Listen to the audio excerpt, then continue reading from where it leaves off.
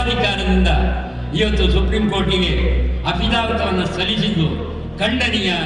ಇದನ್ನು ಸಮಸ್ತ ದೇಶದ ಜನತೆ ಖಂಡಿಸುತ್ತದೆ ಅಂತಕ್ಕಂಥ ನೆಲೆಯಲ್ಲಿ ಈ സഭയെന്ന് ನಾವು ആചരിಸ್ತೇವೆ.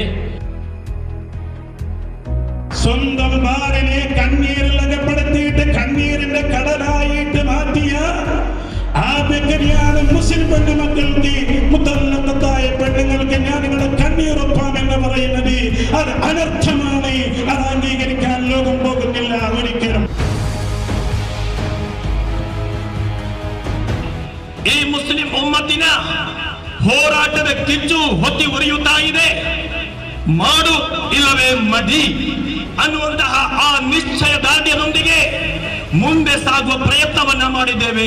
आप बिहारी हो, आप मलयालम हो, आप उर्दू हो, आप कन्नड़ा हो, आप तुलु बात करें, कुछ भी बात कीजिए, बात अपनी जगह मुसलमान हम है.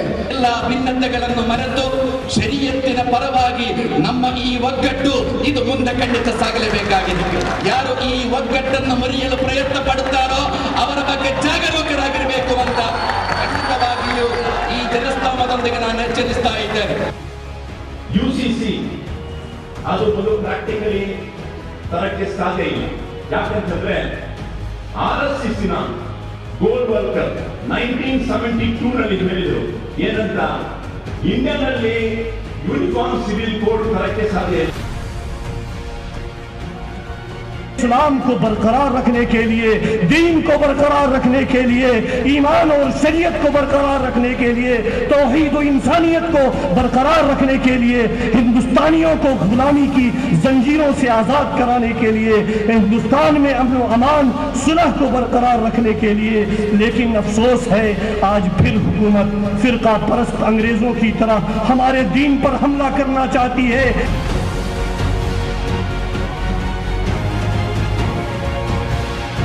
ಈ ಪ್ರಕಾರ ಸಿಕ್ಕಿದ್ದು ಪರ್ಸೆಂಟೇಜ್ ಹೇಳುವುದಾದ್ರೆ 72.88% ಹಿಂದೂಗಳ ಡೈವೋರ್ಸ್, 21.31% ಕ್ರಿಶ್ಚಿಯನರದ್ದು, 5.77% ಮುಸಲ್ಮಾನರದ್ದು.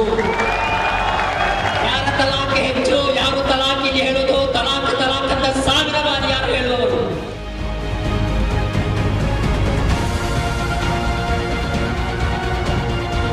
इस्लाम के शेरों को मत छेड़ो, नमक नारों तकबीर के नारों से दुनिया को हिला देंगे.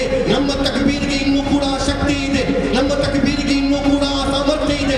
ಆ ತಕ್ಬೀರ್ ಶಕ್ತಿಯೊಂದಿಗೆ ಒಂದು ವೇಳೆ ಶರೀಯತನ್ನು ಬದಲಿಸಲು ನೀವು ತೀರ್ಮಾನ ಮಾಡುವುದಾದರೆ ಸರ್ ಲಗಾ ಸಕ್ತೆ ಹೈ ಲೇಕಿನ್ ಮೋದಿಯಂತಹ ಜನರ ಮುಂದೆ ಸರ್ ಝುಕಾ ಸಕ್ತೆ ನಹೀ.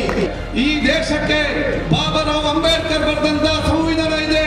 ಈ ಸಂವಿಧಾನವನ್ನು ಬದಲಾವಣೆ ಮಾಡಲಿಕ್ಕೆ ಯಾವ ಮೋದಿ ಕೂಡ ಸಾಧ್ಯವಿಲ್ಲ ಅಂತ ಹೇಳಿ ಆತ್ಮವಿಶ್ವಾಸ ಮುಖಾಂತರ ಬರುವಂತ ವಿಚಾರ ಆಗಬೇಕು. ಇನ್ಶಾ ಅಲ್ಲಾಹ್ ನಮ್ಮ ಮಹಿಳೆಯರಿಗೋಸ್ಕರ ನಾವು ಇದೇ ಬರುವ ಡಿಸೆಂಬರ್ನಲ್ಲಿ ಒಂದು ಸಮ್ಮೇಳನವನ್ನು ಮಾಡ್ತೇವೆ, ಅವರಿಂದ ಹೋರಾಟವನ್ನು ಮಾಡ್ತೇವೆ.